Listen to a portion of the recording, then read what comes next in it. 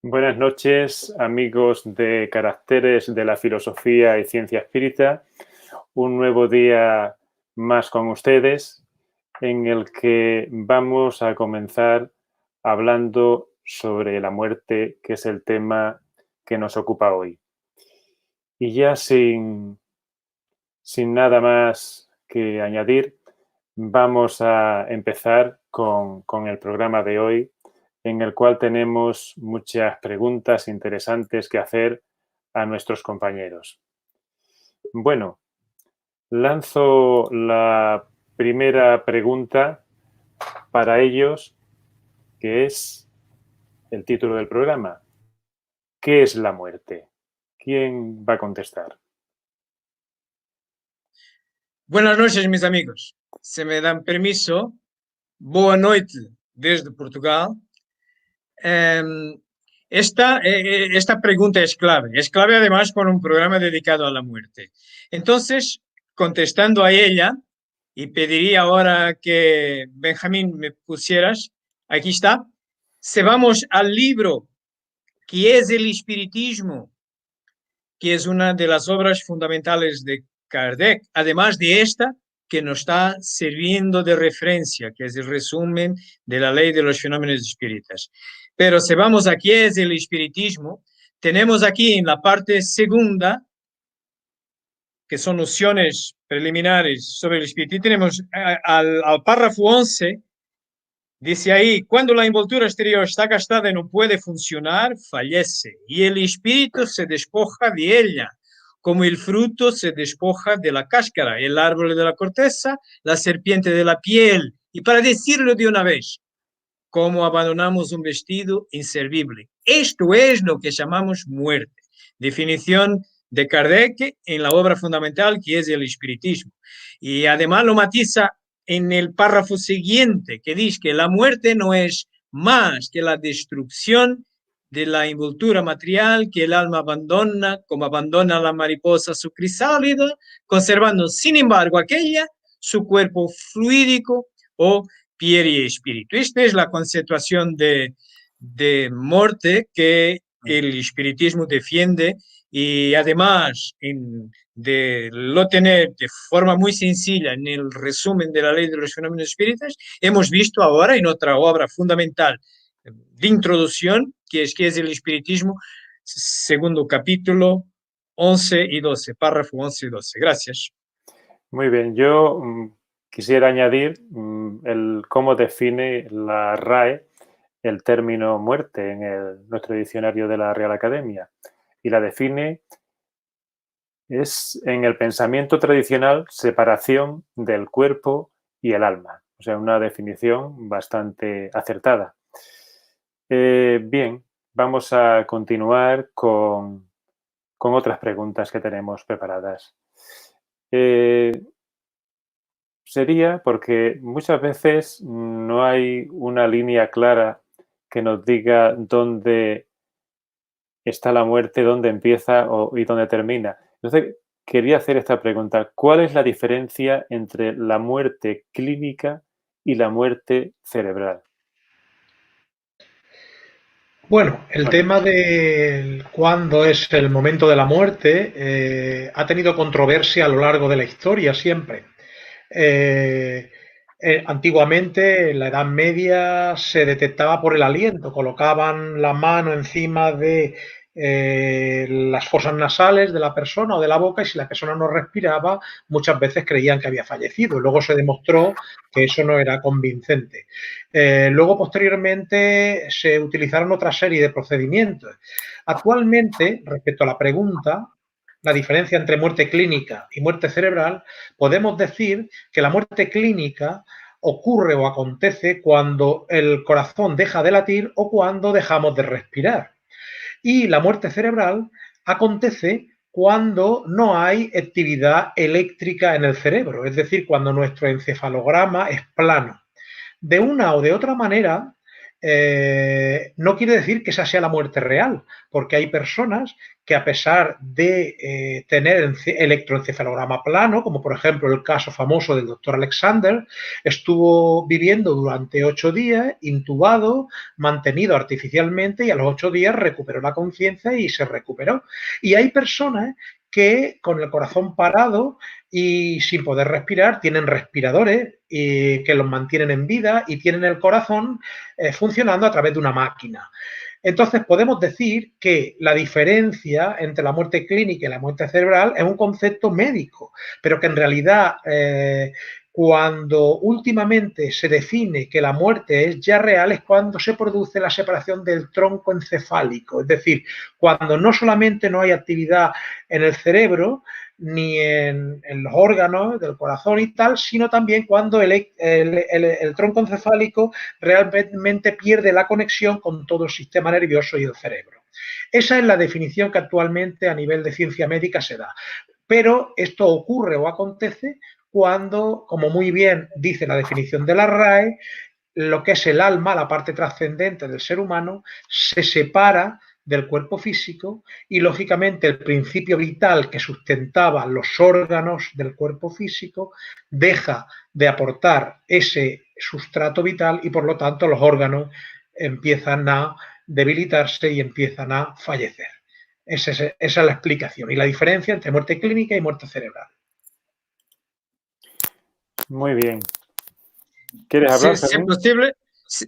Sí, yo, aprovechando el comentario que ha dicho Antonio del caso del doctor Alexander, también es conocido que hay muchísimas personas, ha habido y las habrá muchísimas personas que han resucitado, han estado en coma, han estado atravesando diferentes circunstancias y de una manera inesperada vuelven a la vida, ¿vale?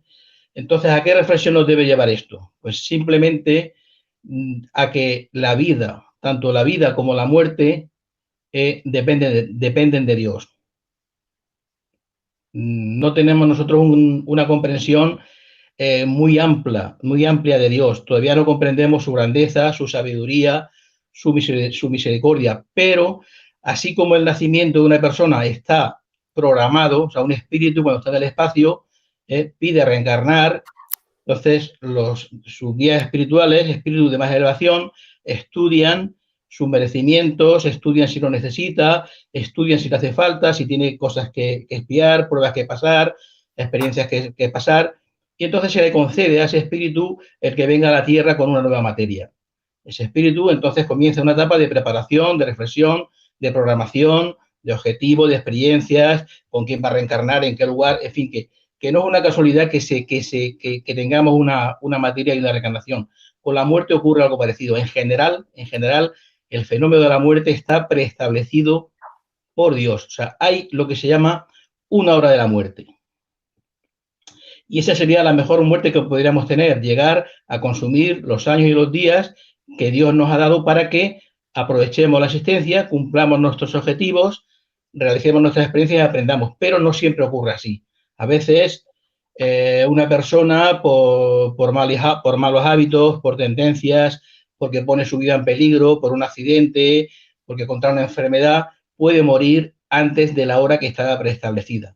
Entonces, esto nos debe llevar a la reflexión de que debemos de llevar cuidado, cuidar nuestra materia, reflexionar, aprovechar el tiempo, porque no sabemos el día y la hora en que vamos a morir. Podemos estar perfectamente sanos y mañana tenemos un paro cardíaco y a consecuencia de él tenemos la muerte clínica y se agotan los días en la Tierra. Como no lo sabemos, pero que esa hora está prefijada, la hora de la muerte, por mucho que nos cueste y comprenderlo y entenderlo, mientras estamos en la Tierra hay que tener esperanza, hay que tener coraje, hay que tener valentía, hay que tener fe y hay que vivir como si fuera el último día prácticamente para aprovechar el tiempo, para que vayamos cumpliendo nuestros objetivos y cuando llegue la hora de la muerte que está preestablecida para nosotros, tengamos la conciencia tranquila de que hemos cumplido con nuestra misión, subamos al plano espiritual y tengamos esa conciencia tranquila y esa lucidez.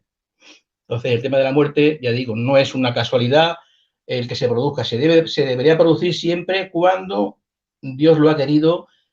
Somos como una especie de batería. Una batería, depende de la calidad, sabemos que tiene 100 horas de duración. Con nosotros, con la vida, pasa lo mismo. Tenemos una duración. Y, por lo tanto, esto nos debe llevar a que intentemos aprovechar cada día de nuestra vida como si fuera un tesoro. El tiempo es el mayor tesoro que tenemos. Muy bien, Fermín. ¿Querías añadir algo, Joao? Sí, me encantaría. ¿Puedes enseñarme esa pantallita, por favor? Vale, en esta pantallita tan solo quiero enseñar, matizar un poco lo que Tony había ya dicho. La diferencia entre muerte clínica y cerebral. Aquí en Portugal, lo que está pactado desde 1994 entre la comunidad médica es que es valorado el criterio de la muerte del tronco cerebral. Es decir, cuando ya no pasa sangre en el tronco cerebral, que todavía parece que es donde residen las últimas informaciones en estado vegetativo. Es una cuestión médica. La pregunta también estaba un poco relacionada con la ciencia médica. Así que aportando lo que ocurre aquí en Portugal, es el criterio, porque hubo muchos criterios, como Antonio refirió, hace 100 años era ver si no respiraba y ya está. Bueno, el corazón que no tenía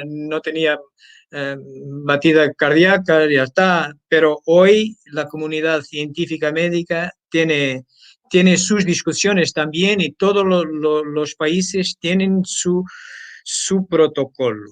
Es solo para decir que a lo mejor España también lo tendrá. Aquí lo podrán ver dónde está aquí, Portugal, algo aquí, tiene aquí algo que habla de esto. Muy bien, gracias, era lo que quería aportar. Solo. Muy bien, muy bien. Prosigamos. ¿Alguien quiere añadir algo más? ¿No? Bien. Otra pregunta que podríamos hacernos, no sucede lo mismo en todas las zonas del mundo, ¿no? Pero particularmente en nuestra cultura, la muerte inspira miedo. ¿Podéis contestarnos alguno de vosotros? Sí, buenas noches a todos en primer lugar. Sí, el miedo es un miedo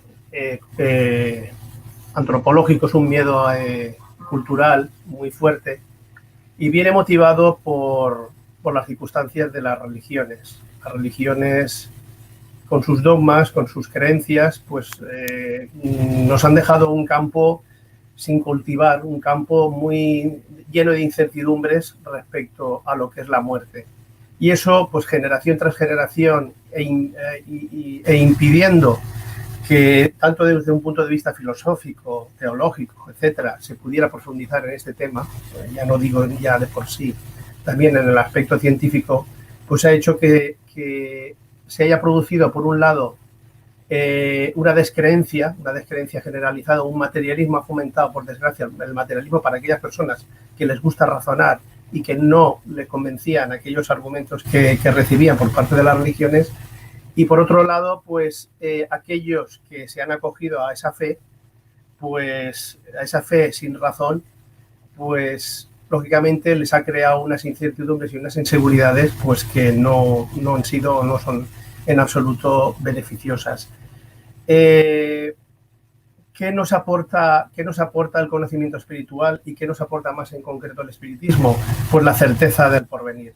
O sea, nos aporta la certeza del porvenir.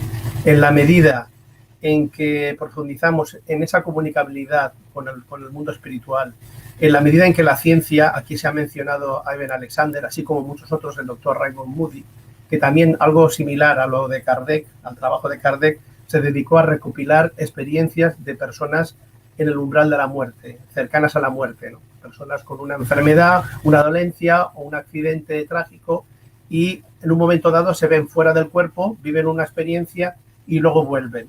Y todo eso, cuando vemos que hay elementos científicos, hay elementos filosóficos y de consecuencias morales muy importantes, pues nos lleva a la conclusión de que efectivamente la muerte no es como para tenerle miedo, sino para algo que en un primer momento hay que profundizar, hay que estudiar y hay que valorar.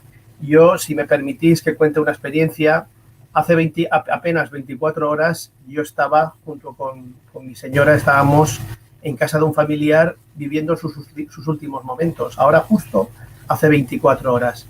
Esta persona desencarnó tras una larga enfermedad sobre las 6 de la madrugada. Tuvo una agonía, pero una agonía en la cual, por la asistencia médica que ella tuvo, pues no fue tan dramática, no fue tan dura y tan difícil. Y sin embargo, pues la experiencia que nosotros luego pudimos comentar es que gracias a Dios ese conocimiento que tenemos y luego el recurso tan importante, que no sé si habrá tiempo hoy para hablar sobre ello y si no, seguro que en el futuro, de la oración, pues crea una comunicación con ese mundo espiritual, con aquella sociedad espiritual que luego va a recoger al ser que en estos momentos está en ese tránsito, ¿no? Y es importante darnos cuenta de eso, que de la misma manera que aquí vivimos en sociedad y como ha comentado Fermín anteriormente, se planifica una existencia para venir y hacer una determinada labor, luego existe una planificación también para el trabajo en base a los resultados de lo que uno ha hecho en esta vida, posteriormente en esa otra sociedad que va a vivir, pero ya en el mundo espiritual va a poder recoger. Por eso es tan importante el tener un conocimiento espiritual para que ese tránsito sea lo más suave, lo más leve posible, porque no olvidemos nunca, queridos amigos, que no es la primera vez que venimos al mundo, no es la primera vez que nacemos, ni tampoco es la última vez que vamos a morir, y en esta existencia como en las posteriores. Muy bien, José Manuel. ¿Queréis añadir algo al respecto? Bueno. Sí, yo quería decir que efectivamente hay culturas en las que la muerte se toma de una manera sencilla, natural, no se le tiene miedo. Aquí, sin embargo, en Occidente, ¿por qué le tenemos miedo a la muerte? Muchísimas personas. Es el miedo a lo desconocido. Y quizás tenga que ver porque en el fondo sabemos que hay algo más, sabemos que hay algo trascendente. ¿Cuántas personas dicen, yo no creo, pero yo sé que hay algo? O sea, que tenemos esa duda y esa duda es consecuencia de la propia conciencia. El tener en el fondo ese conocimiento, aunque solapado, porque los problemas materiales, los problemas personales, el estrés, las dificultades, el trabajo, la pelea con la familia, todo eso son capas que van solapando y que van rezando la voz de la conciencia, esa lucidez que el espíritu tiene cuando tiene conciencia del por qué y para qué está aquí, cuando tiene conocimiento espiritual, cuando sabe que la vida y la muerte es como el día y la noche. Entonces, en el trasfondo de nuestro ser sabemos que existe algo más, pero como no lo conocemos, ese miedo a lo desconocido es lo que nos provoca el miedo a la muerte. Porque efectivamente en el fondo sabemos que tenemos que rendir cuentas, sabemos que vamos a seguir, sabemos que la nada no existe, aunque se nos escape de las manos. Y entonces todo ese cúmulo de situaciones es lo que nos provoca el miedo. Cuando llega esa hora de la muerte, las personas cambian, nos preocupamos, reflexionamos, ya vemos la vida de otra manera. Nos vamos tranquilizando, vamos dejando las cosas materiales un poquito al margen. Pero, el resto de la vida, ¿cómo lo hemos llevado? La persona que tiene la conciencia tranquila, que no ha hecho mal a nadie, que tiene fe en la vida espiritual, fe en ese Dios, en ese Creador, esa persona no tiene miedo y abandona la vida de una manera natural porque no tiene apego a las cosas materiales. Ese miedo a lo conocido viene como consecuencia de que en el fondo sabemos que hay algo más, en mi opinión. Muy bien. Sí, quizás también el miedo al dolor se pueda sumar a esta cuestión. Miedo a lo desconocido y miedo al dolor. Que, por cierto, ¿de qué forma podríamos encajar nosotros los avances de la ciencia con la cuestión de paliar el dolor en esos últimos instantes de la vida de una persona? ¿Me entendéis? Hombre, Bueno, sí, creo que sí, que te entendemos. Realmente la ciencia médica ha avanzado una barbaridad. Los cuidados paliativos para las personas que están en procesos terminales han avanzado muchísimo y siempre hay que procurar optar por lo que se suele denominar como la muerte natural. La muerte natural es la muerte digna, es la que sobreviene como consecuencia de una larga enfermedad o como consecuencia de cualquier circunstancia no buscada o no predeterminada. Respecto al dolor, que es lo que estamos comentando, creo que es en el ítem 154 del libro de los espíritus cuando a Kardec pregunta esta misma cuestión. ¿Existe dolor en la separación, en el tránsito del cuerpo y del alma? Y responde claramente de que en el momento del tránsito, en el momento del desprendimiento, no existe dolor alguno porque el alma ya está en otro proceso completamente diferente. Y en ese sentido, muchas veces, dice Kardec, que se siente más dolor, el cuerpo físico siente más dolor en algunas circunstancias, cuestiones o accidentes de la vida que en el mismo proceso de tránsito desde el mundo físico al mundo espiritual. La muerte natural, que es la que sobreviene después, por ejemplo, de una larga enfermedad y donde los órganos se van debilitando, hace que el desprendimiento del periespíritu y del alma respecto al cuerpo físico se haga de forma tan paulatina y se haga de forma tan poco a poco se va realizando ese proceso que muchas veces las personas que afrontan la muerte de esa manera ni siquiera son conscientes del momento en que dan el tránsito y no sienten ningún tipo de dolor. Es como, para poner un ejemplo, como si fuera una llama que poco a poco va extinguiéndose, los órganos se van debilitando, el espíritu con su cuerpo periespiritual va desligándose de los procesos biológicos y de los procesos del doble etérico, del cuerpo vital, y poco a poco se va desprendiendo sin apenas darse cuenta. Entonces, efectivamente, no, la muerte no es dolorosa en sí misma. Otra cosa son las circunstancias que pueden acontecer. Una muerte violenta, en el momento, por ejemplo, en que se produce, puede producir un dolor, pero inmediatamente después, si se produce rápidamente la separación del cuerpo periespiritual y del cuerpo físico derivado de ese desprendimiento, pues prácticamente el dolor dura unos instantes, no dura mucho más. Entonces debemos de tranquilizar y debemos de explicar que con arreglo a los principios que Kardec explica en el libro de los espíritus, no, la muerte no produce dolor, la muerte en sí misma como tal. ¿Quieres añadir algo, Joao? Sí, por favor, enséñame esa pantallita que está ahí, justo para subrayar lo que bien ha dicho ya Tony. La pregunta 154 del libro de los espíritus, que pregunta exactamente si es dolorosa la separación del alma y del cuerpo. No, no. En la muerte natural, que bien subrayó Tony. Otra cosa es otros tipos de muerte. Y ahí ya se puede ir al cielo y infierno. Creo que lo están viendo ahí. Aquí está. En cielo y infierno tenemos un capítulo muy bueno sobre eso. Cielo e Infierno, como sabéis, es una otra obra fundamental de Kardec. Y en la parte dedicada a ejemplos, segunda parte, tiene justo un capítulo dedicado al tránsito. Y dice que guarda relación, la sensación dolorosa de la muerte, que no la natural, guarda relación con la fuerza con que el lazo fluídico está conectado al cuerpo. Y además que el conocimiento del lazo fluido que une el alma y el cuerpo es la clave de este fenómeno. Entonces, y dice así, que solo el alma experimenta las sensaciones de placer y dolor. Y aquí tenemos, más abajo, en la párrafo 4, dice, la sensación dolorosa que el alma experimenta en semejante momento está en razón de la suma de los puntos de contacto que existe entre el cuerpo y el perispíritu, y del mayor o menor dificultad y lentitud que ofrece la separación.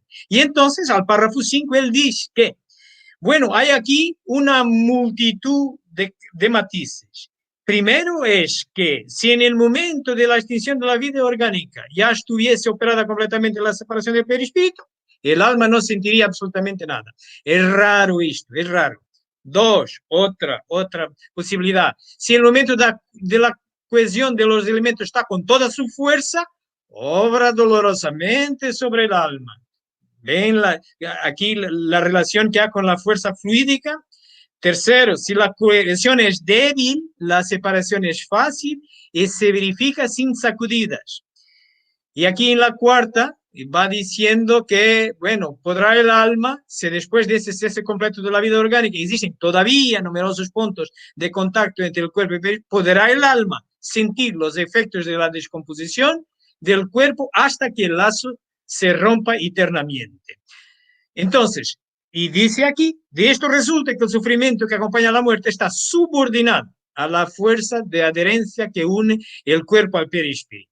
Y además después dice que otro fenómeno que está conectado, está relacionado con la fuerza del lazo fluídico, es la turbación. Es un fenómeno complementario, pero es la formación. Y ahí dice que casi nunca se es testigo consciente del último suspiro. Decimos casi nunca porque hay un caso en que puede tener conciencia de él. ¿Y cuál es? Exactamente lo que Tony refirió. En la muerte natural, en este estado, el espíritu puede haber recobrado ya su lucidez tras una larga enfermedad y ser testigo consciente de la extinción de la vida de su cuerpo. Ahora, me gustaría y es una tesis mía, yo creo que en las experiencias casi cercanas a la muerte, que se da esa coincidencia que será cuando los que recuperan de esa circunstancia de una experiencia cercana a la muerte, debe de ser porque los lazos son débiles. Os propongo ver este pequeño película. In 1997, Julie Papievis was involved in a horrific car accident. She was 29 at the time and was driving home from a shopping trip when a young driver jumped a red light and crashed into her car at 50 miles an hour. The impact was huge and Julie's brainstem was injured and her body began to die. She was pulled from the wreckage, unconscious, unresponsive, and had no detectable pulse. When brain scans were conducted, they revealed no brain function and doctors couldn't see any way she was going to survive. Julie remained in a coma for several weeks and her family refused to give up hope that she would recover. They prayed for her survival, and against all odds, and to the astonishment of doctors, Julie woke up just 6 weeks after the accident. She was very limited physically, unable to eat, hear properly, or control any of her bodily functions. But when waking, she believes there was a moment when she had died and saw a glimpse of heaven, and this is how she described it. It was so vast and there was no real beginning or end to it. It was just perfect peace. I knew that I was there in that place because I was dead. I knew that and I was not afraid. I was not afraid to be there, I was happy. It was like I was home and I wanted to stay there. Julie also recalls seeing her deceased grandmother who was telling her to go back, saying, "Your body will heal, go back and be happy." Julie is convinced she had died just long enough to experience some kind of afterlife, with her next memory waking up from her coma. Julie started the long road to recovery and doctors are amazed at how far she has come. So was her vision just a dream, or do you think her mind or spirits did really go somewhere? It's interesting that if it was all in her mind, that despite her brain being practically non-functional, she was still able to visualize what she believes was an afterlife.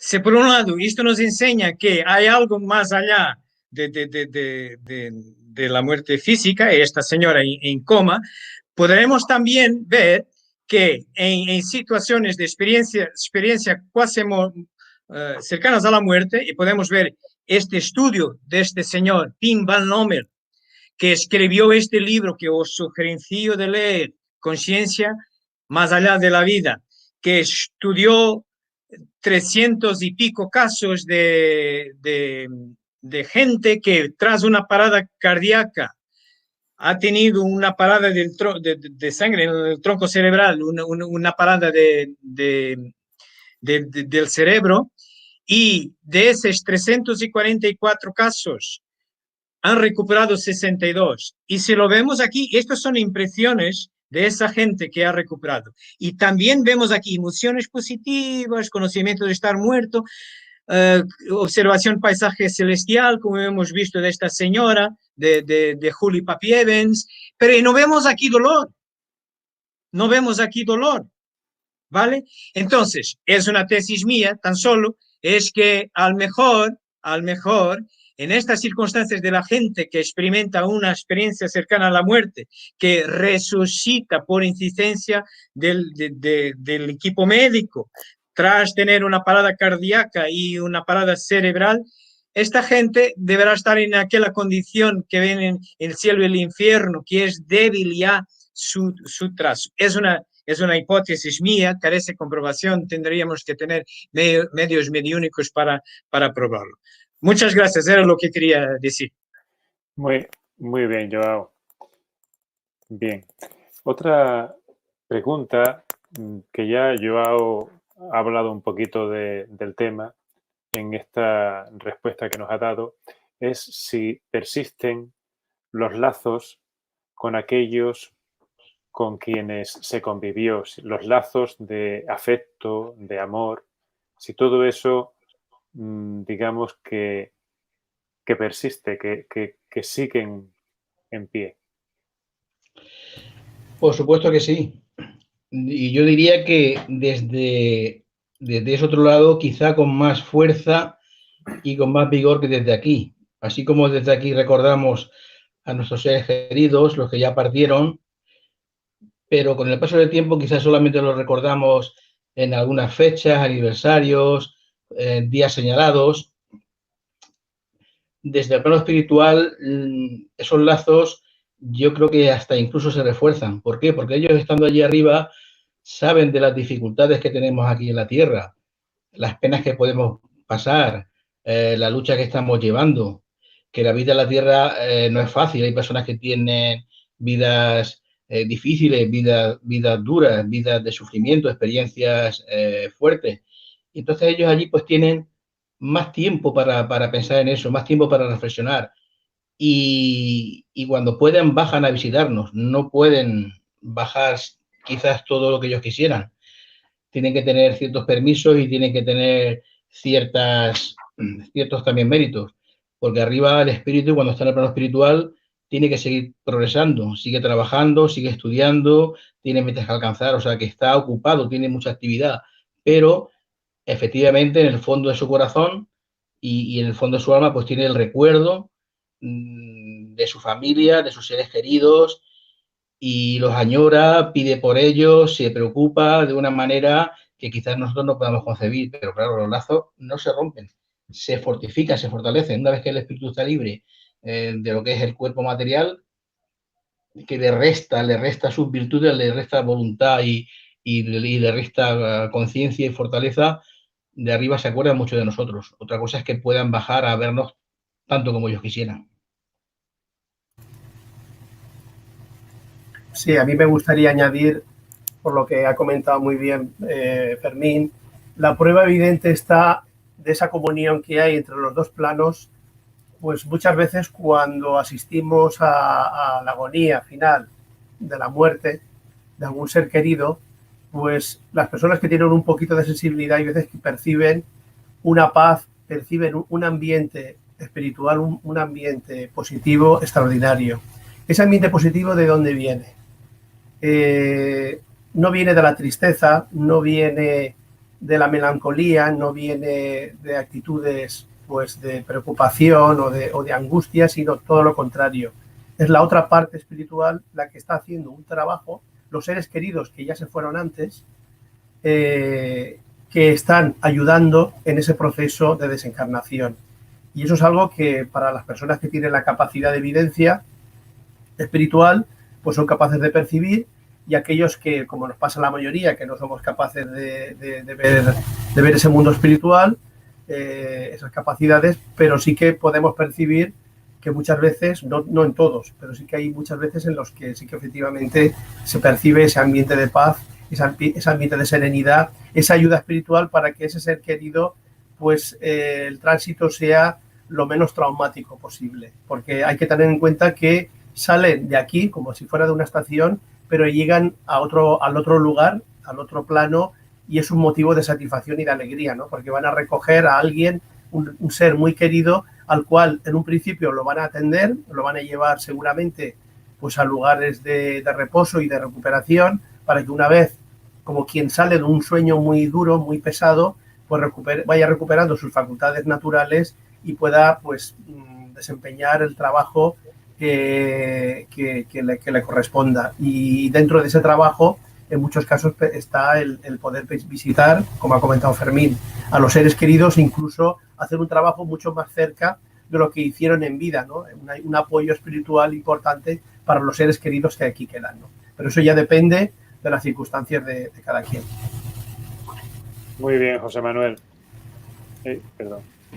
Sí, quería comentar una anécdota, perdón, Tony, porque precisamente hace cosa de semanas, un familiar de mi esposa, que ya tiene una edad, ha tenido una operación a corazón abierto. Ha estado en la UCI, gracias a Dios está recuperándose, pero él, cuando ya salió de la UCI, le dijo a sus hijas que había visto a su padre, a su madre, hermanos, amigos, o sea, había visto a bastantes personas, pero como si nos viera a nosotros. Y claro, me llamaron a mí, oye Fermín, mira que esta persona está viendo esto, es que se va a morir, porque a veces relacionamos que cuando uno se va a morir, como dice José Manuel, vienen los seres queridos, seres allegados, para recogernos y ayudarnos en ese tránsito. Y yo le dije, bueno, no quiere decir que se vaya a morir, porque ellos vienen, nos quieren, nos ayudan, se preocupan, sabiendo que está pasando esta circunstancia, pues bajan a arroparlo y a transmitirle ánimos y alegría.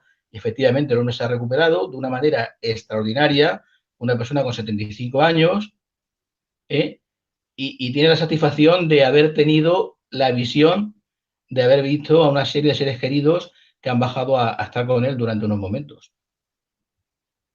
¿Cómo saben ellos que pasamos dificultades y que nos pueden ayudar? ¿Cómo lo saben? Lo saben porque están pendientes y el amor que nos quieren, el aprecio y el cariño hace que esa simpatía hace que pueda fluir una corriente, esa afinidad nos lleva y nos facilita que bajemos a ver a esas personas queridas. El amor une. Muy bien, Fermín. ¿Quieres añadir algo también? Sí, no, era simplemente comentar un texto que aparece para completar la intervención de Fermín y de José Manuel, muy acertada, un texto que aparece en el Fedón, concretamente del filósofo Platón, cuando explica cómo Sócrates se enfrenta a sus jueces a la hora de que lo condenen a muerte. Él simplemente dice, una de dos, o después de la muerte no hay nada, o después de la muerte el alma va a algún paraje y trasciende la vida física.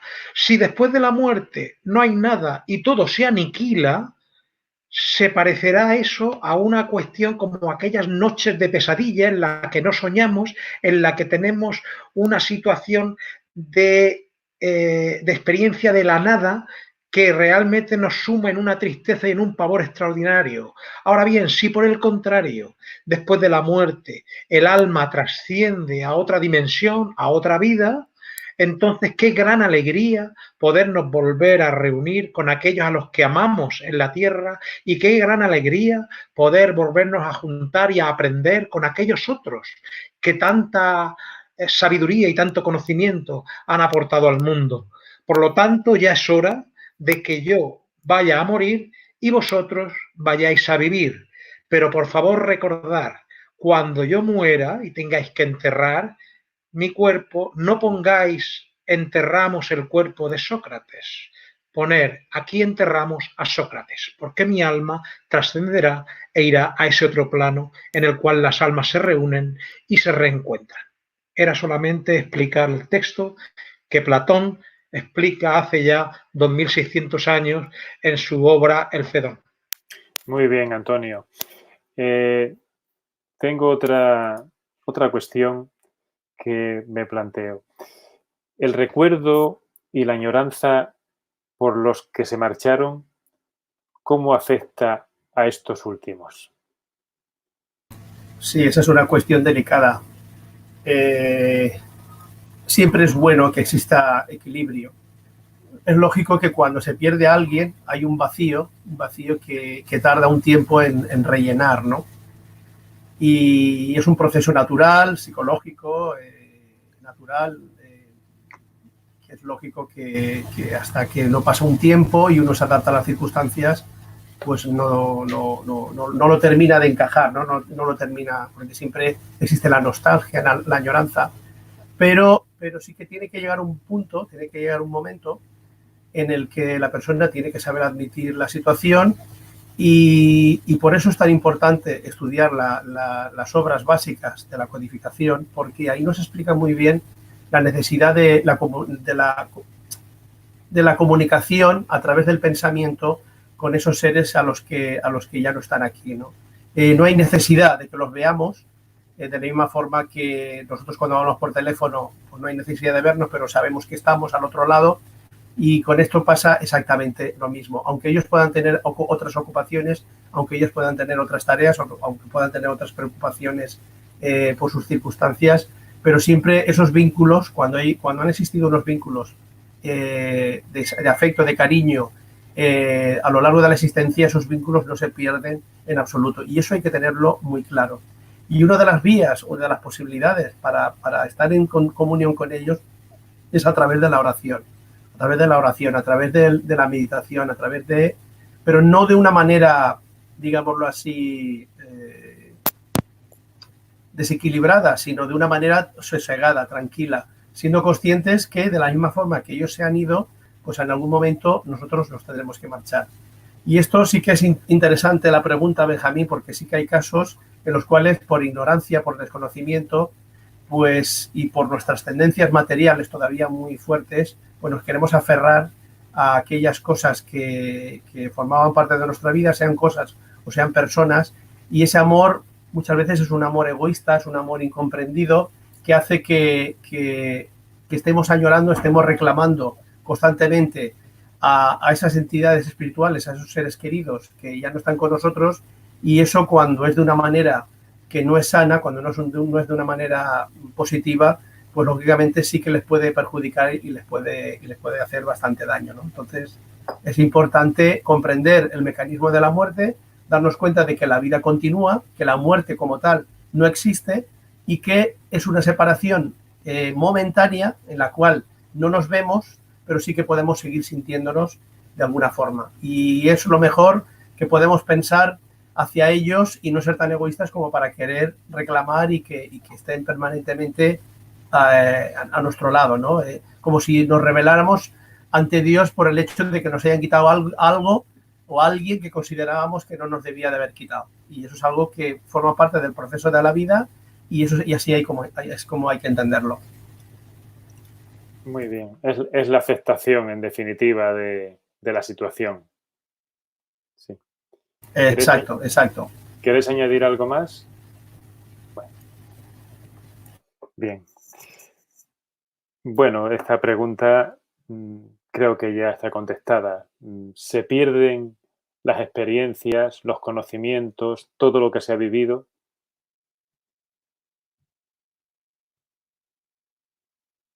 Bueno, yo adelanto algo, solamente decir que no es posible filosóficamente.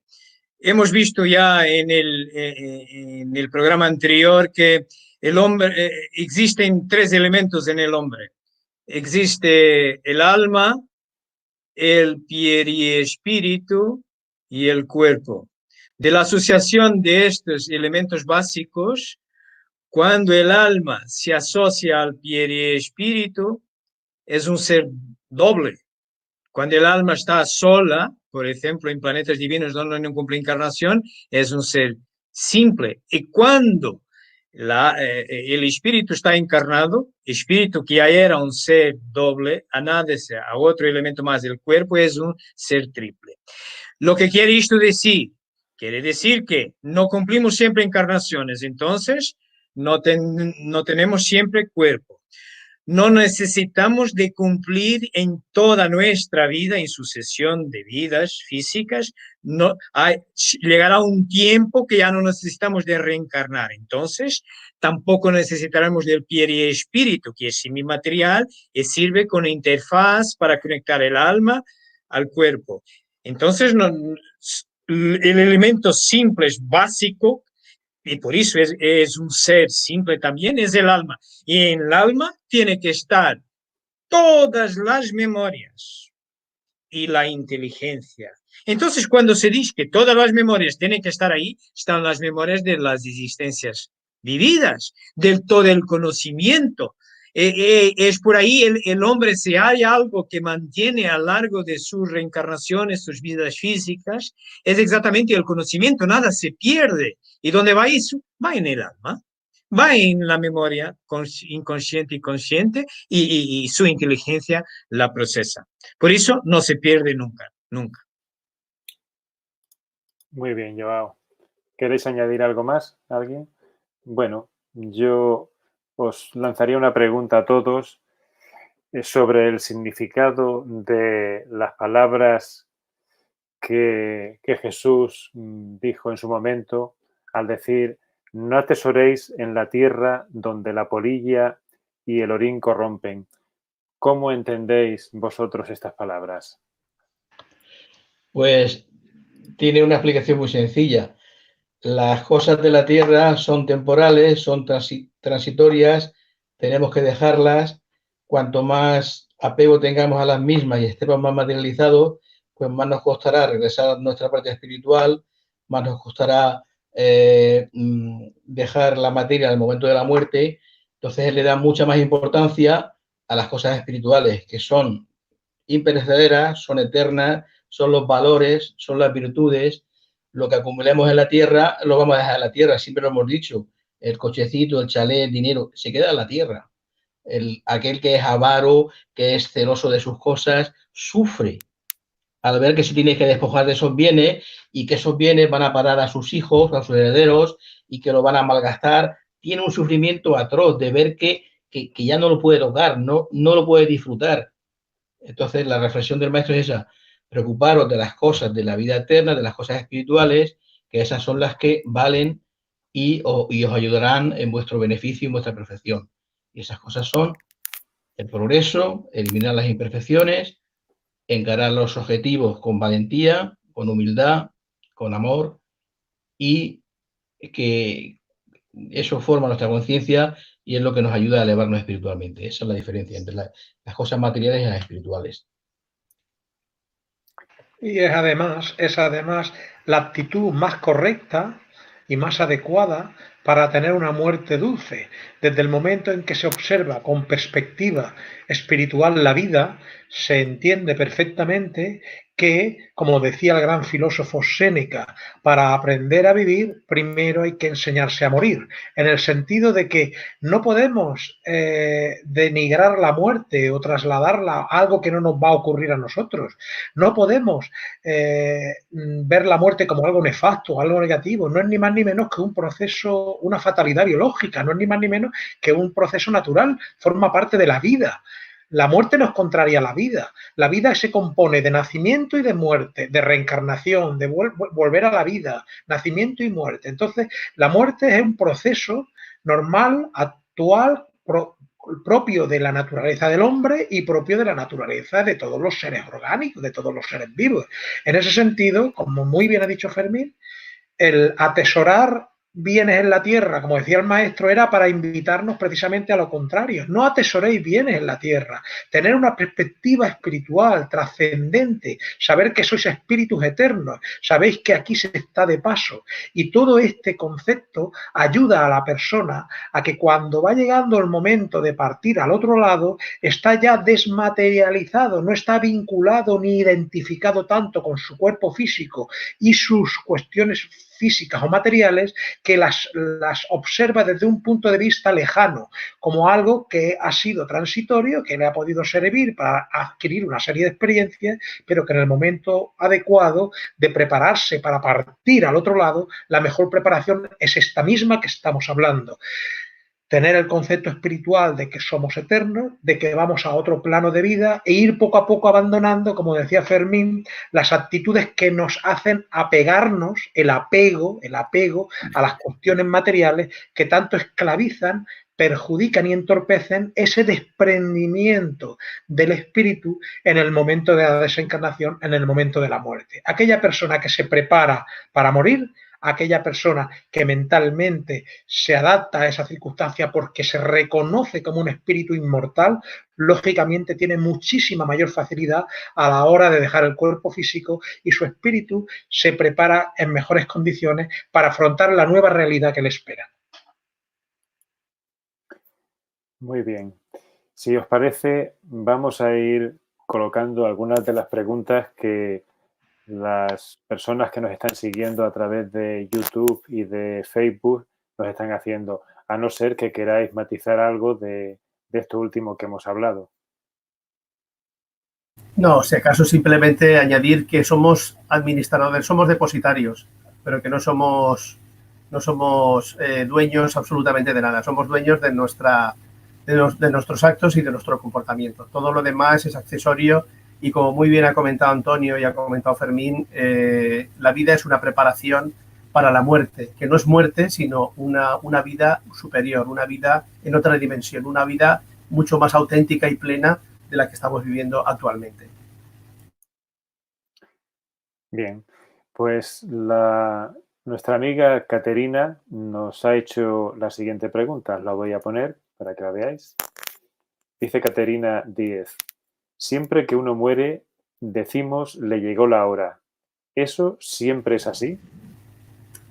No, no siempre es así. No siempre es así porque podemos adelantar la muerte.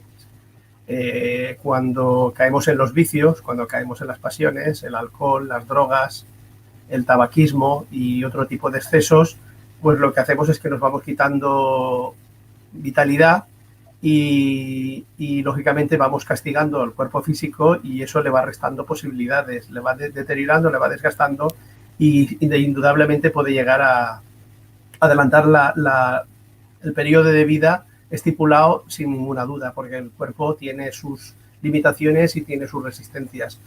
Ya no solo eso, sino también cuando se cometen imprudencias. El caso, por ejemplo, de una persona alcohólica que coge un vehículo deportivo y se va a toda velocidad y se estrella y se mata, pues no es porque su destino fuera morir en un accidente de coche, sino que muchas veces esa imprudencia es lo que le ha llevado a esa circunstancia. De la misma forma existe al contrario, es decir, personas que están haciendo las cosas, están haciendo un trabajo en el mundo físico, un trabajo extraordinario, muy bueno, muy positivo, y entonces el mundo espiritual superior les concede una moratoria para continuar, una prórroga para continuar realizando la labor que están haciendo, porque saben que eso va a redundar en un beneficio, primero, para los demás y en última instancia para sí mismo, como conocemos algún caso que nos han comentado algunas personas que tienen capacidad psíquica, capacidad espiritual, y también recogidos algunos casos en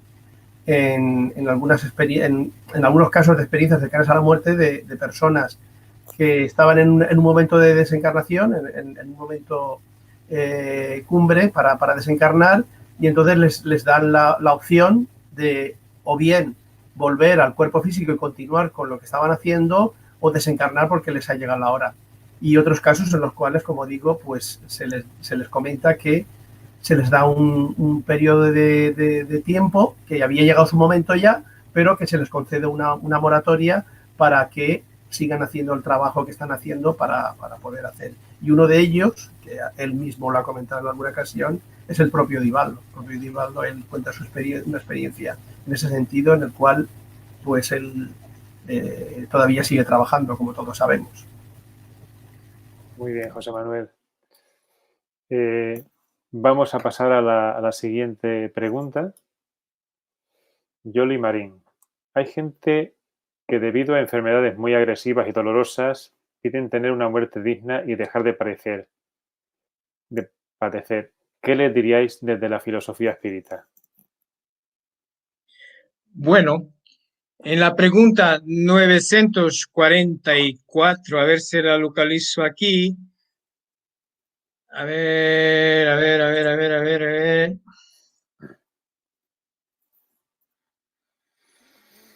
Benja, ¿le puedes poner enseñar esta?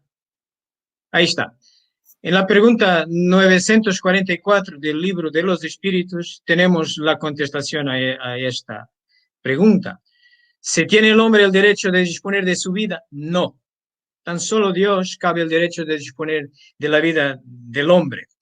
El suicidio voluntario constituye una transgresión a esta ley. Entonces, cuando, y como Yoli dice ahí, que pueden tener una muerte digna y dejar de padecer. ¿Quién es el hombre para corregir la mano de Dios? Dios es perfecto. Y Dios creó todas estas situaciones, nacimiento, muerte, y ¿dónde está el conocimiento del hombre para decir que Dios se equivocó? ¿Y por qué el hombre no tiene derecho a su vida? Vamos a darle con una metáfora. Imaginad que tenéis 2 hijos, ¿vale? Y tendréis algún dinero a lo largo de la vida, y tenéis algún dinero y queréis comprar una casita con el objetivo de ayudar a vuestros 2 hijos. Es decir, el primero que quiera casarse, tornarse independiente, le van a prestar la casa con la condición que es un préstamo y después él la dejará para el otro. Vamos a comparar la casa con el cuerpo y vosotros los padres con Dios. Entonces os pregunto, ¿asiste el derecho al primer hijo de destruir la casa? Era un préstamo. Creo que no. Incluso con nosotros. ¿Dónde está el derecho de disponernos de la casa que el Padre nos dio? No es nuestra.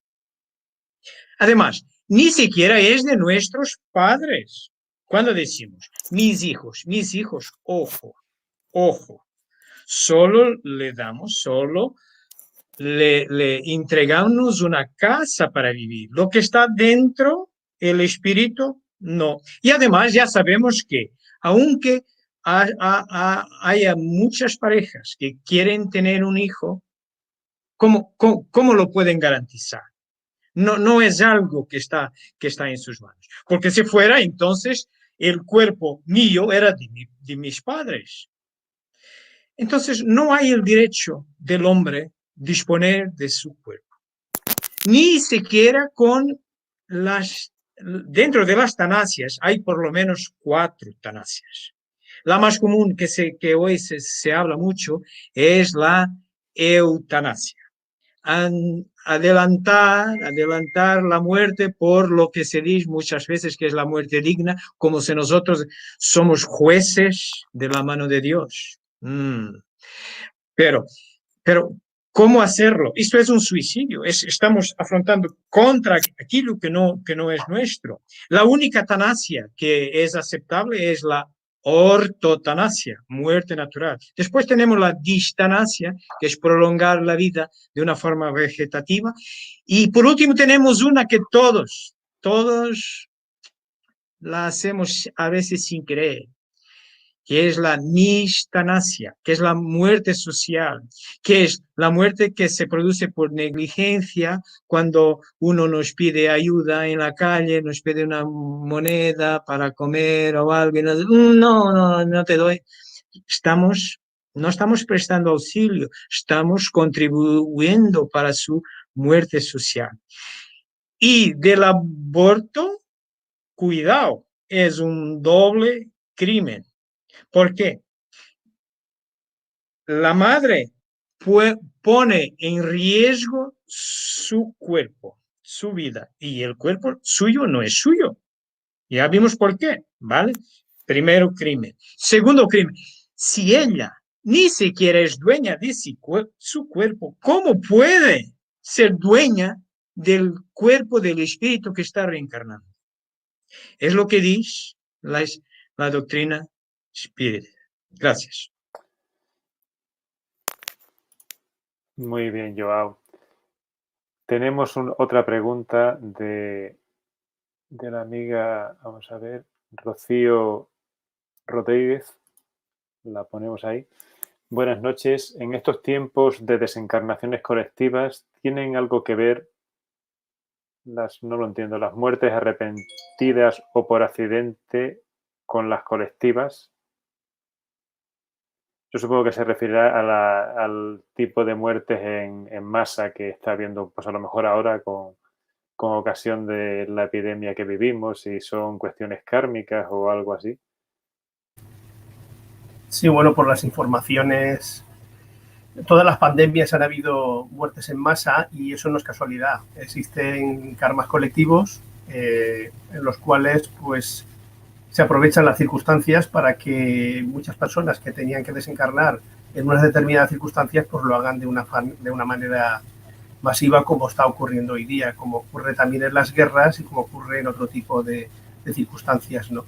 Y esto es algo que no es casualidad. Lo que pasa es que nos sorprende en nuestros días porque parecía que lo teníamos todo muy seguro, que era prácticamente imposible que este tipo de pandemias se pudieran producir, por lo menos de manera inconsciente, aunque sí que habían especialistas y científicos que sí que hablaban de ese riesgo, pero no le prestábamos atención, estábamos más preocupados con otras cosas más de tipo material, pero que es algo que lo que demuestra es que somos mucho más vulnerables de lo que nos imaginábamos, ¿no? Que, como se comentaba antes, de las posesiones materiales y del poder, de creer que estamos en posesión de las cosas y tenemos dominio sobre todo, y nos damos cuenta de que la naturaleza muchas veces nos juega estas aparentes malas pasadas y nos hace, por un lado, a los que todavía viven, darse cuenta de lo vulnerables que todavía somos y seguiremos siendo, y por otro lado, pues es una manera de rescatar muchas vidas que tenían que terminar su periodo de la existencia física en estos momentos para pasar al otro plano y vivir otra serie de circunstancias y de situaciones. Muy bien. Nuestro amigo Musa Saidali nos hace la siguiente pregunta. ¿Almacena el periespíritu las matrices idiomáticas de los países por donde transitan en sus diversas existencias corporativas y las recuerda después de cada reencarnación? Yo puedo intentar adelantar. Muchas gracias, Musa. Buenas noches para ti. La pregunta está muy bien hecha. Solo sustituiría periespíritu por alma. Porque el periespíritu no puede detener memoria. ¿Por qué? Porque no existe siempre. Lo que existe es alma, un elemento, dos elementos, periespíritu, la asociación de los dos va a dar espíritu. Tercer elemento, cuerpo, la asociación de los tres va a dar el ser encarnado. Cuando se produce la muerte, pues sale uno de los elementos, se quedan los dos, desde que el espíritu va a la erraticidad en un planeta, en un mundo donde vaya a encarnar, o que se vaya a otro mundo, pero que vaya a encarnar. Porque si, por ejemplo, es su última reencarnación, porque solo se reencarna lo necesario, no es un número finito, no hay un número de encarnaciones, pero en un momento parará. Y cuando nos vamos a planetas divinos, solo nos quedamos como alma, no necesitamos de periespíritu. Entonces, las memorias, sea de idiomas que hemos aprendido, sea todo el progreso, viaja en el alma. Que se pueda producir un efecto de eso, como sea, por ejemplo, se estudia científicamente las reencarnaciones de dos formas comunes. Una es recuerdos de niños en edad muy temprana, entre los 3 y 7 años, de vidas pasadas, y también marcas de nacimiento, ¿vale? Pero eso son reflejos de lo que tiene en el alma.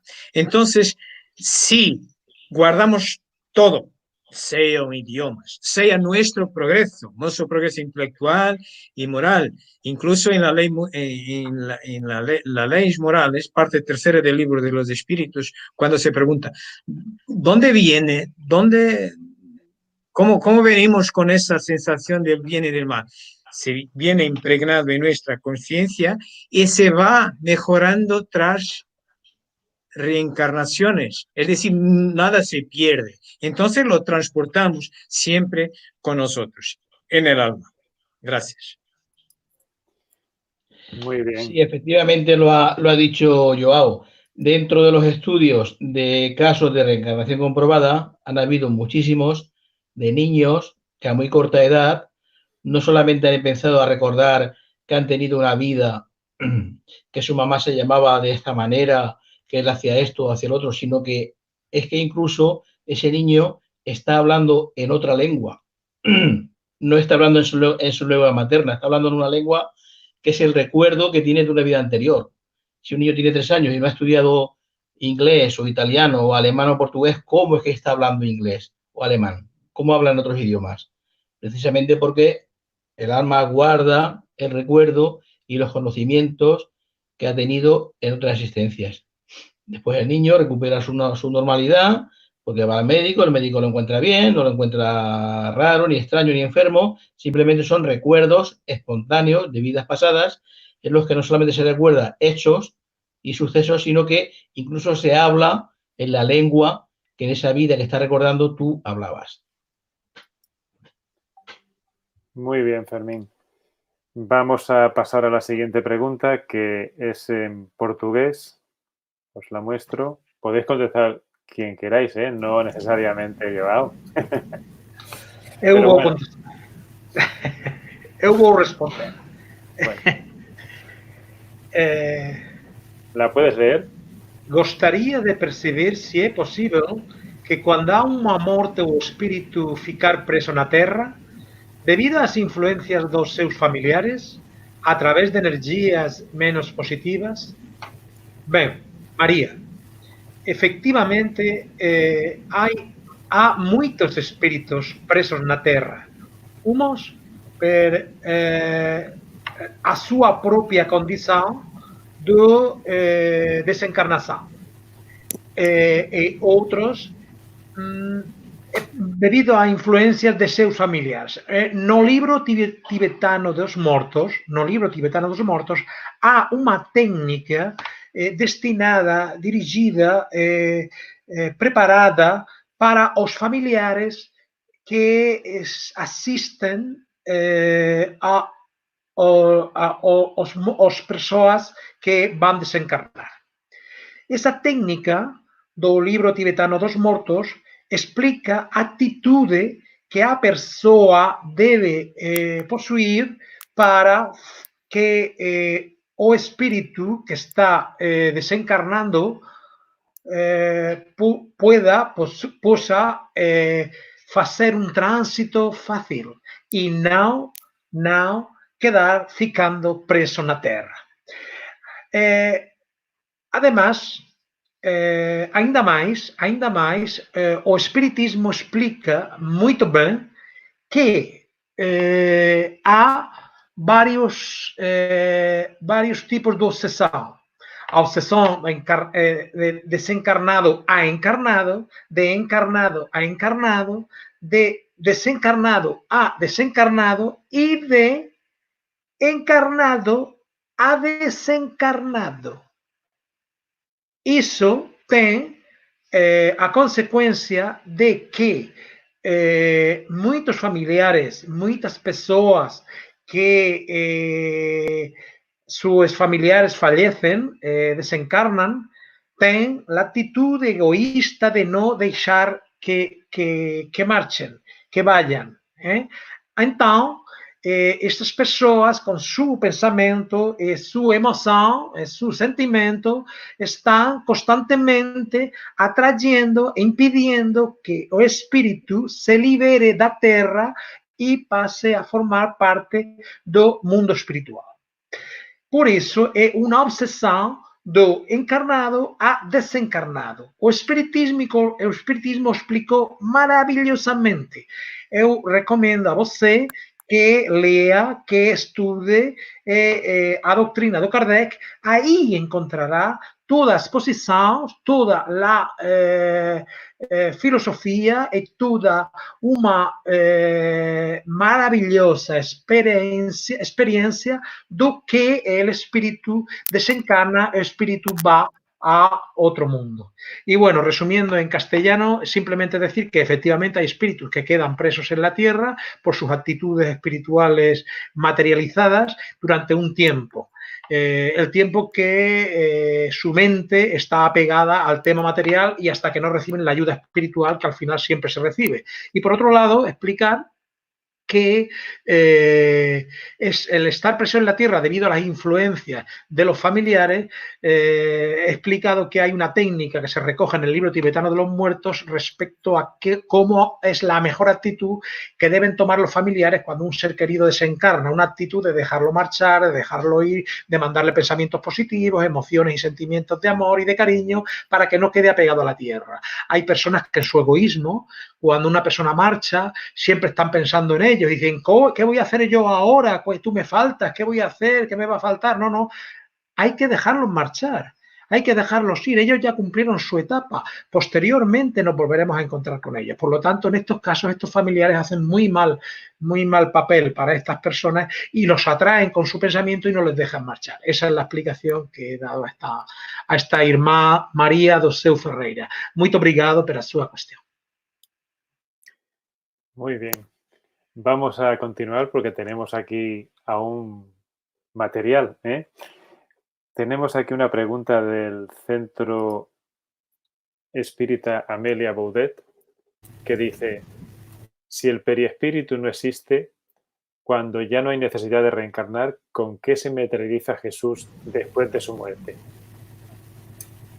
Yo creo que esta pregunta debe de haber sido producida tras mi contestación a Musa. Entonces, permitid que yo me adelante y vosotros ya lo matizaréis. Bueno, el periespíritu no existe para permitir conexión entre el alma y el cuerpo. Es necesario una situación en que es necesario para reencarnar. Pero sí hay otra situación en que puede un espíritu que ya esté viviendo en un planeta divino, que él propio no tiene necesidad de reencarnar, pero para aparecer en una reunión mediúnica de un medium, de un mundo físico que solo ve con su visión espiritual, solo ve periespíritus. Él no ve almas. Nuestros medios en la Tierra no ven almas. Lo que ve necesitan de tener el periespíritu, que asume una forma familiar, a veces de la última encarnación y tal. Entonces, un espíritu superior para poder aparecer en un planeta inferior a los medios, para estar acorde con la capacidad de visión mediúnica de esos medios, tiene que sacar de la atmósfera psíquica y física de ese planeta, y tiene que ser de ese planeta, y Jesús lo hizo, estaba en la Tierra cuando apareció, después ya no me lembro que haya aparecido comprobadamente. Comprobadamente es una cosa que no es porque apareció a un medium que dice que apareció que es suficiente, no, tiene que ser como Kardec, con la universalidad de las comunicaciones medios, tiene que aparecer de varios medios y dar esa información. Pero imaginemos que quería aparecer algún medio comprobadamente, con otros medios también lo confirmaban, tendría que revestirse temporalmente de un periespíritu de la Tierra, como lo hice tras su desencarnación y ya está. Entonces, es decir, claro que yo no he referido, perdón, pero hay dos situaciones. Sí, es para reencarnar, pero cuando ya no necesite para él propio cumplir reencarnaciones, se necesita de comunicarse en un mundo inferior, pues tendrá que poner poner el chaleco para que lo vean, pero después ya no necesitará, porque vamos a tener el chaleco en el verano, está calor. Muchísimas gracias. Buenísima pregunta y fue mi fallo no referir esa otra necesidad complementaria. ¿Vale? Yo me gustaría simplemente matizar que es una pregunta maravillosa, pero Jesús sí tuvo periespíritu. De hecho, si recurrimos a la explicación que da Kardec en el Génesis en el capítulo 15, podremos comprobar cómo explica precisamente de qué forma estaba hecho el periespíritu de Jesús. Cuando Jesús, que ya estaba liberado miles de años de la reencarnación, pudo volver a la tierra, volvió porque recogieron para Jesús y él mismo y unas grandes entidades espirituales, recogieron los fluidos más quintaesenciados, más puros que existían en el aura de la tierra para conformar el periespíritu que le serviría a Jesús para reencarnar. Pero al mismo tiempo, un espíritu perfecto y angélico como él, cuando reencarnó, estaba prácticamente viviendo su vida casi en momentos con materia y con periespíritu, pero los dominaba a voluntad. El alma de Jesús dominaba perfectamente a voluntad tanto su materia como su periespíritu. Por eso, la materialización que Jesús hace después en varias oportunidades durante los 40 días después de su desencarnación, después de que es crucificado, se produce porque él controlaba a perfección y a voluntad no solamente las energías periespirituales, sino su propia materia antes cuando estaba encarnado. Entonces, toda la cuestión relacionada con Jesús la podemos estudiar perfectamente.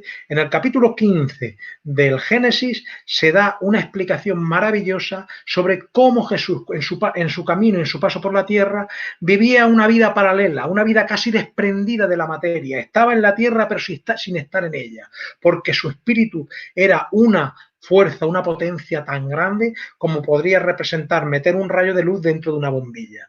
Entonces sí, Jesús tenía periespíritu, un periespíritu especial, un periespíritu formado por aquella quinta esencia de fluidos y materias espirituales que albergaba el planeta Tierra en aquellos momentos. Muy bien, Antonio.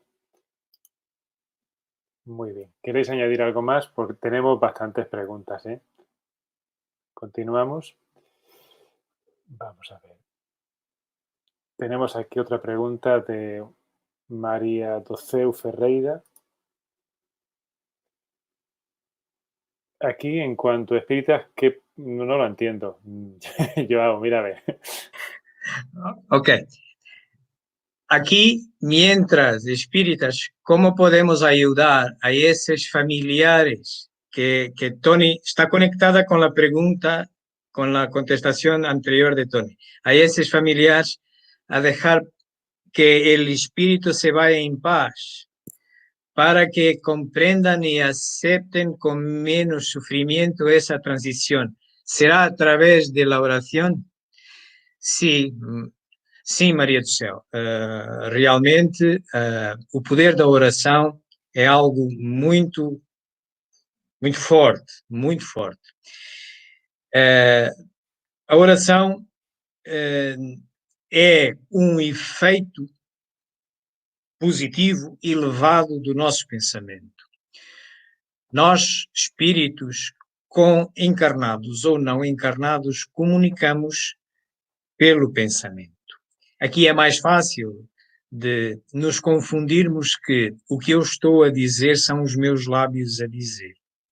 Mas, se recebermos uma mensagem mediúnica, já não há ali uns lábios a dizerem-nos, mas há uma voz ou há uma escrita. O que é isso no processo, no mecanismo mediúnico? É ondas vibratórias de pensamentos. Portanto, nós ao orarmos, estamos realmente a elevar o nosso pensamento, e porque a lei da afinidade é uma lei universal, tal como nós somos amigos dos nossos amigos, a uns mais amigos, outros menos amigos. Porquê? Porque nos afinizamos com aqueles que têm os nossos gostos, que são mais parecidos connosco, não nos afinizamos tanto quanto os outros. Portanto, nós normalmente gostamos de estar com pessoas positivas. Porquê? Porque essas pessoas vibram de forma tão elevada ou mais do que nós. Tá? Já não gostamos muito de estar com pessoas que estão sempre enfermas, sempre a queixar-se e tal. Porquê? Estão a vibrar mais baixo. Uma forma universal, com resultados comprovados, de nós nos elevarmos, se não conseguirmos ter um discurso mais adequado, é exatamente pela oração. E então, ao orarmos, nós estamos a vibrar elevado, estamos a pedir intercessão por aquele que está em dificuldade, e isso lhe chegará. A um espírito chega sempre. E suscitaremos, vamos chamar amigos nossos que possam também socorrer a este espírito. Sim, Maria do Céu, a oração é uma ferramenta poderosíssima e se não houver outras capacidades de falar diretamente com o espírito, através de transcomunicação mediúnica ou instrumental, sim, podemos sempre comunicar e devemos sempre comunicar pela oração.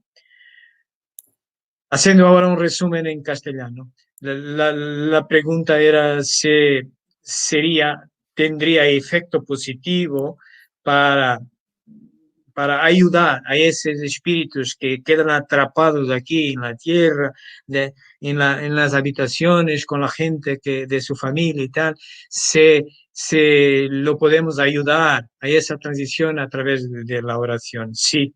Sí, de una forma general la oración siempre ayuda porque la oración es la vibración positiva y siempre que hay una vibración positiva por la ley de la afinidad, la gente que le gusta vibración positiva y quien no le gusta vibración positiva, todos nos gusta, todos nos gusta estar de charla con alguien que es positivo, alegre, nos dice cosas buenas, y ya no queremos mucho la gente que está siempre quejando, diciendo cosas tristes y tal.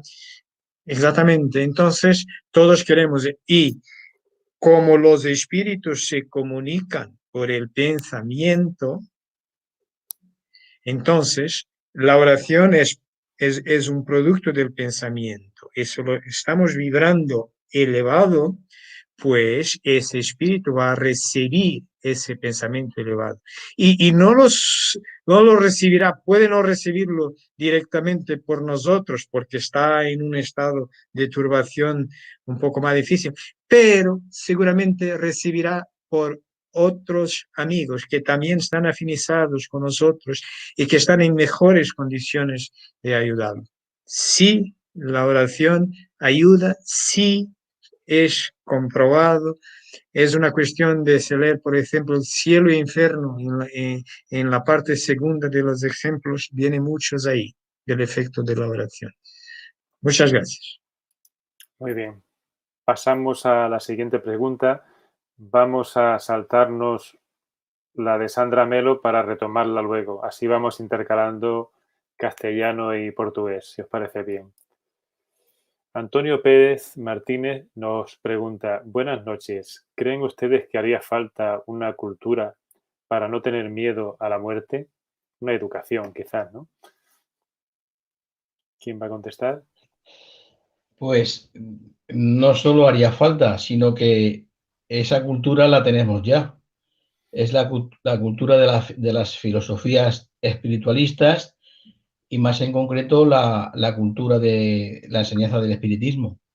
El espiritismo, una de sus bases fundamentales, no es solamente la creencia en Dios, la creencia en el plano espiritual, la creencia en el espíritu como un ser eterno, como un ser que tiene como meta la perfección, sino que el espiritismo enseña que el plano material y el plano espiritual se pueden comunicar, que la vida continúa y que los espíritus, cuando dejan la tierra, cuando dejan su cuerpo físico, no están flotando en el aire, no están como si fueran una nebulosa, porque la identidad no se pierde. La identidad de ser lo que somos, seres espirituales en proceso de evolución, esa es nuestra identidad. El espíritu, una vez fuera de la tierra, tiene que seguir progresando, tiene sus tareas, tiene sus objetivos, tiene que seguir estudiando.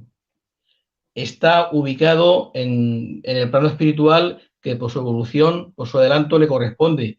Hay ciudades con una categoría más elevada, hay planos de conciencia más elevada, menos elevados, y o sea, es que la nada no existe. El miedo en realidad, ¿a qué es el miedo?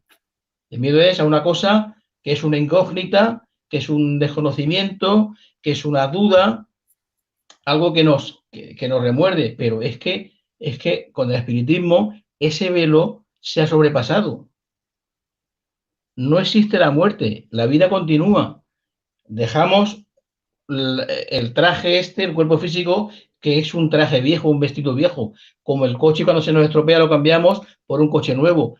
El piloto sigue existiendo y es plenamente consciente y tiene un camino por delante. Por lo tanto, esa cultura es el conocimiento de que seguimos, de que permanecemos, de que no hay un parón, no hay una interrupción, hay una continuidad. Entonces, ese conocimiento que nos da el espiritismo y otras culturas y religiones espiritualistas es lo que nos debe de servir para tener esa tranquilidad, esa seguridad, porque no es una creencia, esto no es una creencia, esto es una seguridad, esto es una realidad.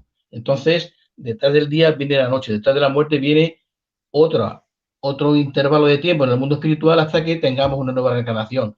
Entonces, esa cultura, ese conocimiento es tan necesario, hace tanta falta que lo tengamos, que tenemos que pensar en esa inquietud, en conocer, en preguntar, indagar, investigar. Y cuando ese velo se descorre, cuando tenemos ese conocimiento, esa seguridad, ya no hay miedo a la muerte, en absoluto, ningún miedo a la muerte, porque sabemos que es simplemente un proceso de transición, un cambio de dar un paso. Yo, si estoy en España y me voy a América, no dejo de existir. Es un viaje. Imaginemos la muerte como un viaje, un proceso de evolución, un cambio en nuestra forma de progreso. Dejamos un plano material por ir a la patria espiritual. De eso es lo que nos tenemos que preocupar y asegurar y estudiar, precisamente. Muy bien, Fermín. Pasamos a la siguiente pregunta. Sandra Melo, por favor. Joao. La pregunta es, después de la muerte, ¿la reencarnación es siempre entre familiares, entre familia? Bueno, bem, Sandra, muito obrigado pela sua pergunta, está muito bem colocada. Nós, nos nossos idiomas, coloquialmente, falamos muitas vezes do sempre e do nunca. Devemos ter algum cuidado com isto. Realmente a reencarnação, do nosso ponto de vista, o que é que nós chamamos laços familiares? Nós estamos normalmente a julgar os laços familiares na visão limitada que temos da família consanguínea. Outra coisa é que tenhamos a percepção que, mesmo não estando encarnado na família consanguínea neste preciso momento, possivelmente, a nível espiritual, nós pertencemos a um grupo muito mais alargado, que se chama também a família espiritual. E pode ser que o nosso filho, numa encarnação prévia, hoje seja pai numa outra família que desconhecemos, noutro país. Portanto, uma coisa é certa, não há efeito sem causa. Deus não joga aos dados. Portanto, quando Deus estabelece, quando nós atingimos graus de lucidez para participarmos no nosso projeto encarnatório seguinte, nós também somos nós quem, de alguma forma, contribui para a escolha de quem vai ser o meu filho, ou quem vai ser o pai do meu filho, quem vai ser a minha mãe, poderá ela ter escolhido. Portanto, então significa que há razões claras, que muitas vezes nós desconhecemos, para que numa determinada encarnação nós surjamos num contexto familiar consanguíneo. E a gente vê, basta só a perceber-nos das ligações consanguíneas de pai e filho ou mãe e filho, são de uma incondicionalidade que tem que haver um motivo para ela. Tem que haver ligações prévias para ela. Porque se, em termos espirituais, todos somos irmãos, o meu filho e a minha filha são meus irmãos, como é a minha mulher, como é a Sandra, são meus irmãos, porque vimos de Deus. Mas, então, se somos todos irmãos, porque é que, por exemplo, nas relações entre parelhas, entre marido e mulher ou namorados, se algum deles fizer algo menos agradável ao outro, se calhar separam-se, ou entre amigos, mas com um filho não é assim, e a Sandra sabe tão bem isto quanto eu. Com um filho há uma incondicionalidade. Portanto, ela não é sempre entre o que nós chamamos de famílias consanguíneas, não é sempre onde chega ao nosso alcance, mas sim, chamemos-lhe como quisermos. Tem que haver uma ligação a uma família maior, uma família espiritual maior. Tem que haver razões para acontecer essa encarnação. Resumiendo en castellano, a la pregunta, ¿se cumple siempre encarnaciones entre familia consanguínea? Pues tenemos que tener la perspectiva relativa, es decir, ¿a qué llamamos nosotros familia mientras encarnado? Llamamos a los más cercanos, que tienen el mismo sangre, la consanguinidad. Y no nos damos cuenta que puede haber otros lazos. Además, los lazos de consanguinidad ya responden a unos lazos espirituales anteriores antes de reencarnar, porque no reencarnamos por casualidad, no es por casualidad que tenemos el hijo, ese espíritu, justo este espíritu como nuestro hijo, y el otro es solo un amigo. No es, tiene que haber una razón, tiene que haber una causa para ese efecto, pero nosotros solo lo estamos viendo en pequeños grupos, en la familia consanguínea. Pero no es así. Si lo vemos, si le pudiéramos recordar de otras existencias, nos damos cuenta que al final este hijo que tenemos ahora probablemente fue mi padre en otra encarnación, o fue un amigo que sufrió mucho conmigo y ahora es el momento de que yo de alguna forma le ayudara. Entonces, es decir, tiene que haber una razón, porque en la consanguinidad las cosas son muy distintas. La relación entre mí y mi hijo tiene una incondicionalidad que tiene que tener una razón muy importante, porque si mi hijo y yo como espíritus somos hermanos, porque venimos de Dios, los dos, ¿por qué con mi hijo yo tengo esta condicionalidad en esta encarnación y no tengo con mi amigo o con mi mujer, con mi pareja? No, sí, somos hermanos todos, ¿vale? Bueno, era lo que quería decir. Muito obrigado, Sandra. Uma pergunta muito bem colocada. Muchas gracias. Muy bien. Se nos está haciendo un poquito tarde ya. Si podemos hacer las preguntas, quedan aún algunas preguntas, pero se nos va a hacer muy tarde. Lo que podemos hacer, lo que propongo, es que como están en el chat de YouTube, contestarlas desde ahí. Sí que podemos añadir alguna más, porque luego hay aquí, vamos a ver. Sí, Laura nos hace la siguiente pregunta. Buenas noches. Si un familiar que desencarnó vuelve a encarnar en otra persona, no volvemos a reencontrarnos con él. Una contestación rápida y si queréis la contestamos y si no... Bueno, pues rápidamente, si vuelve a encarnar en otra persona, no encarna en otra persona. La diferencia de concepto es la misma persona que reencarna en un cuerpo nuevo. Es como que se pone un traje nuevo, ¿eh? Cada vez que encarnamos tenemos un traje nuevo.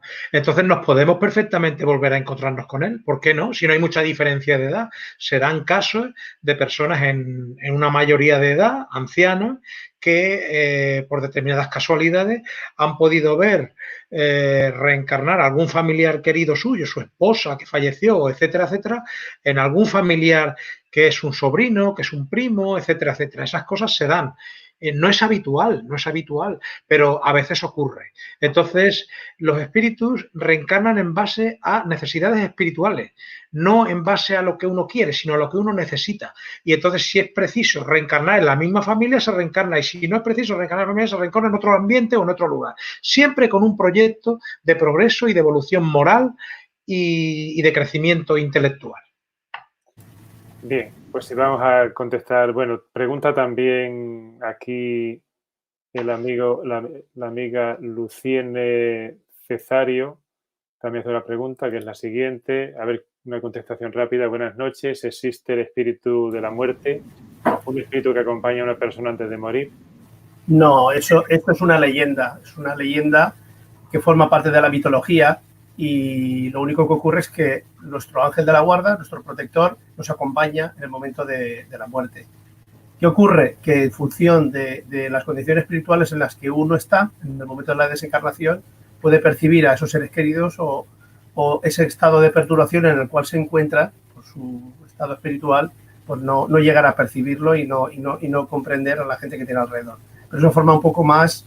el espíritu de la muerte forma parte más de un poco de leyenda, ¿no? Más que de algo que sea verdad, real. Aunque siempre hay un trasfondo, pero ese trasfondo desde mi punto de vista, es ese, ¿no? El de la protección que siempre está a nuestro lado desde que nacemos hasta que dejamos el cuerpo físico. Bien.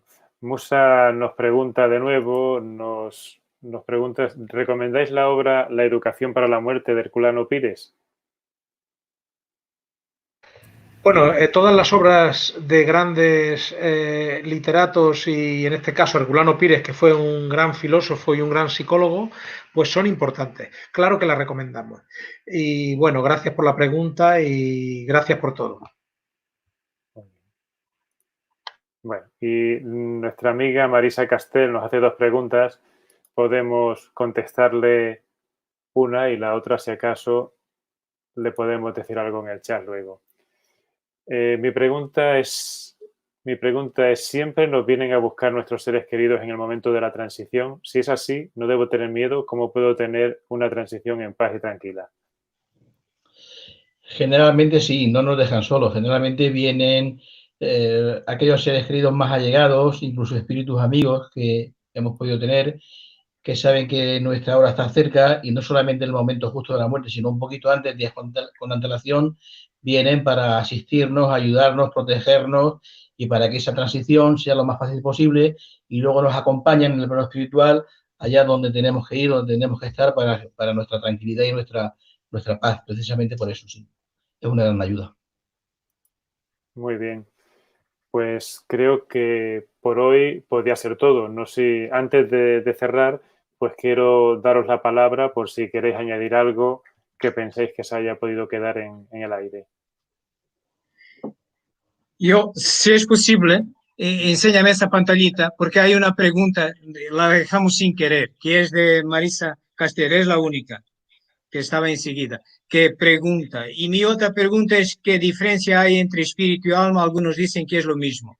Os sugerencio a Marisa, por favor, lea el libro que es el espiritismo. En esta parte que está subrayada, segunda parte, que es el espiritismo, pregunta 14, y que viene ahí, y que en esa observación se dice, el alma es de este modo un ser simple, el espíritu un ser doble y el hombre un ser triple. Sería pues más exacto reservar la palabra alma para designar el principio inteligente y la palabra espíritu para el ser semimaterial formado por aquel y el cuerpo fluídico. Pero ¿cómo no puede concebirse el principio inteligente desposeído completamente de materia, ni perispíritu sin estar animado por el principio inteligente? Las palabras alma y perispíritu son en uso común, indistintamente empleados, cometiéndose la figura que consiste en tomar la parte por el todo, de la misma manera que se dice de una ciudad que está poblada de tantas almas, de un pueblo que compone de tantos hogares. Pero filosóficamente es esencial distinguirlos. Bueno, era una contestación rápida porque me parecía que era la única que había quedado sin contestar. Muchas gracias. Muy bien, pues hoy hemos tenido bastantes preguntas y ha estado muy bien, mucha atención por parte de nuestros seguidores. Ya vamos a dar por finalizado el programa, emplazando al público a que nos siga el próximo lunes a las 10:30. Muchas gracias a todos y nos vemos el lunes que viene. Buenas noches.